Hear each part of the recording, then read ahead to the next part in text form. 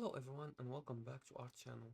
In today's tutorial, I'll guide you through important data into Pipedrive, whether it's leads, deals, or contacts. The process is very similar. So let's dive in and follow these few steps together. Now the first step is to prepare your file. Save your data in a CSV format and ensure each column corresponds to a field in Pipedrive. Each field has its own necessary columns that you have to respect while uploading the file. I'm gonna look for a file right here that I have. It's an example for contact CSV file right here. As you can see, the name, the last name, the phone number, the email address, etc. Now this file may not work because it doesn't have all the information that the contacts field requires. But we're gonna try anyway because if you have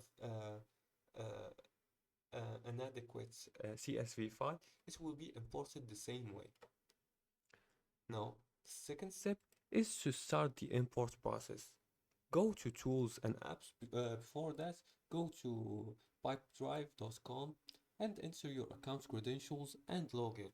After you log in, you'll be directed to your account dashboard. From here, click on the three dots in the bottom left corner right here and select Import Data. Now from here, drag the file you want to upload from here and place it in the Imports from Spreadsheets space.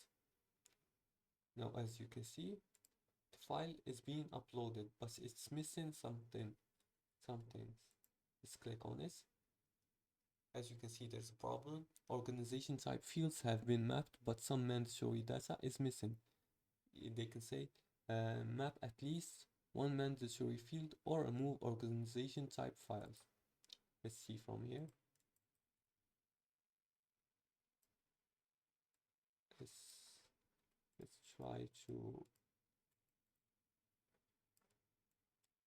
here. Now anyway, let's skip this error. Now if you have an adequate file, CSV file, it should be imported easily. Now for the third step is to map fields and imports. Map your file's columns to Pipedrive's fields and preview the data and click on import. And that's how to import data into Pipedrive. If you like this video and found this helpful, please like and subscribe, and feel free to leave a comment below the video if you have further more questions about this topic. Thanks for watching and see you again in the next tutorial.